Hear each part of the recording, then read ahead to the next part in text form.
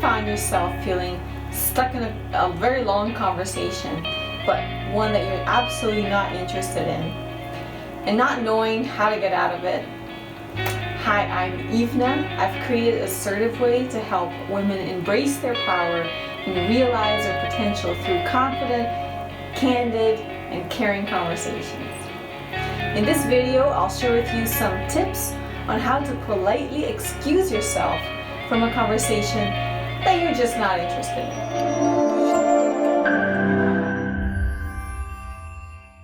Now, you might know some people who speak very fast or non-stop. They might share their life story as soon as you meet, hardly stop to breathe, or they might just be very expressive and talkative. They might be trying to be friendly and connect with you.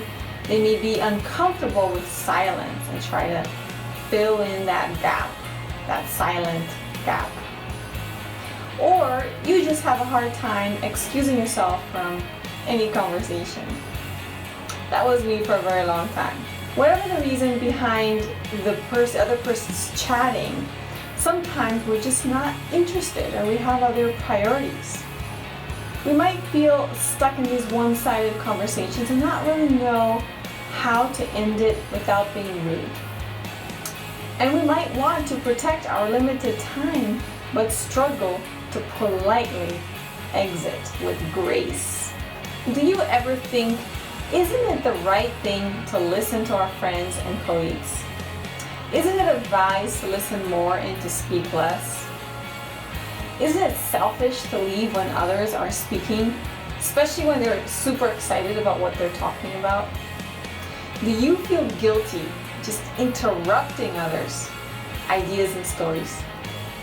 Do you feel like they're going to be offended and upset? Well, I felt this emotional confusion very often. I wanted to be a good listener, but the more I listened to others speak when I just wasn't interested at all and it was one-sided, the more I felt used and the more I ended up disliking them.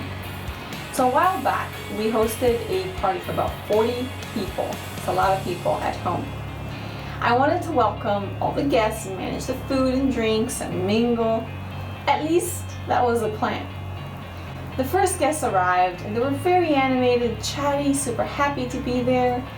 Soon, other guests started arriving and I couldn't get out of that initial conversation. I did not feel comfortable excusing myself from those very first guests.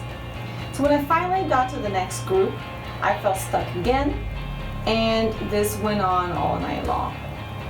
At the end, I ended up only talking to about half of the guests, and I didn't greet most of them when they arrived. I didn't serve much of the food, so plenty of leftovers. So here's what doesn't work.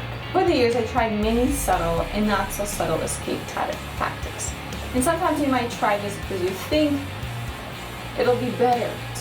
I tried that silent, short answer, response, the uninterested, unexpressive, flat face, the standing up and having that I want to leave body language, kind of tilting the body and the feet away from the speaker, from the other person.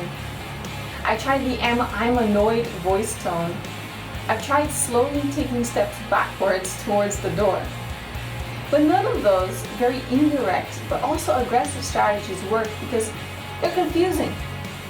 What worked was very simple, just being direct and respectful.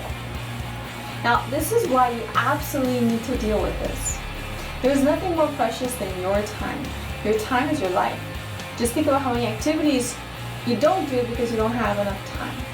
So be unapologetic about protecting your time.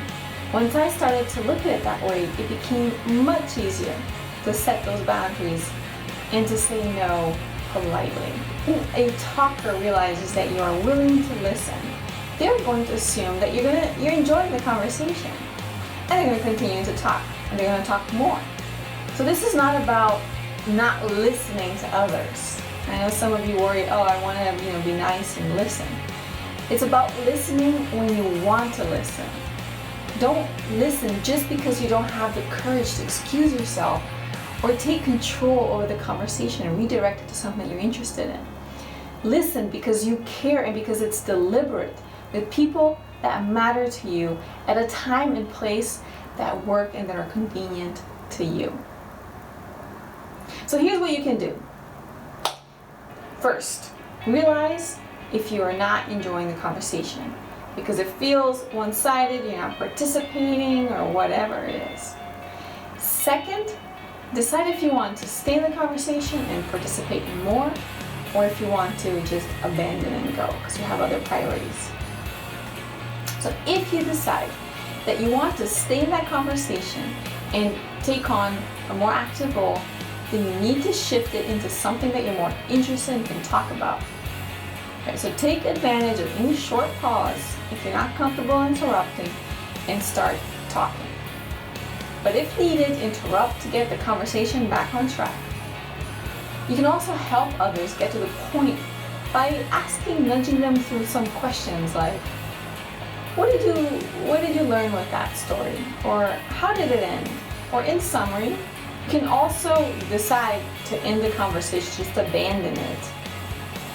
Be direct in a normal conversational tone and say something like, oh, I'd love to continue talking, but I have a couple of things I need to take care of now. Then go. Don't leave them the opportunity to try to engage you again in conversation.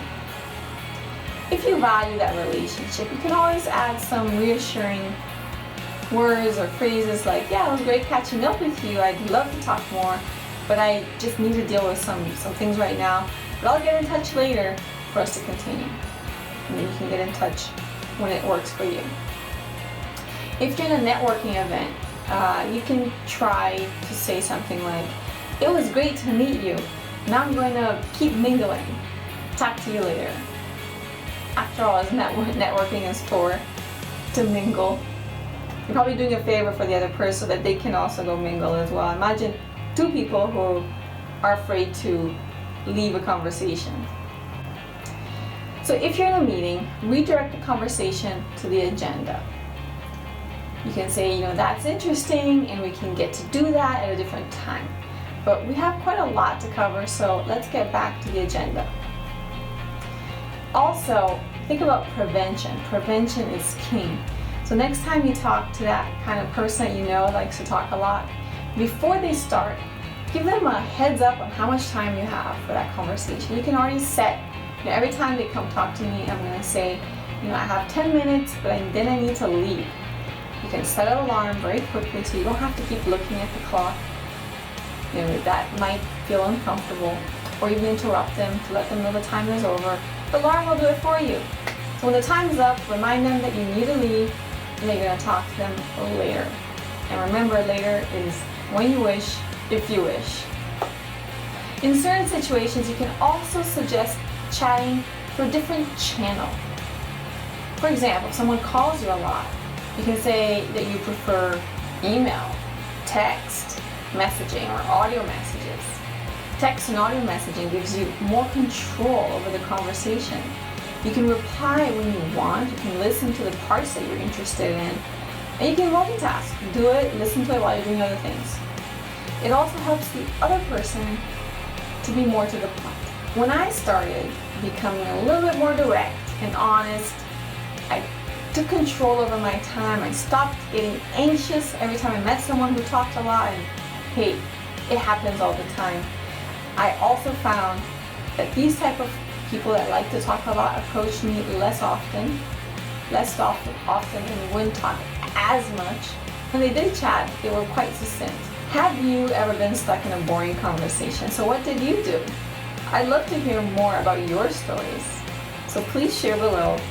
And for more ideas, check out our blog at www.assertiveway.com, or I will post it in the link below. So if you enjoyed this video, please subscribe and hit the like button right here below. And I'll leave you with a final quote by William Penn. Time is what we want most, but what we use worst. Think about that. Time is what we want most, but what we use worst. So cherish your time and say no to those who try to take it from you.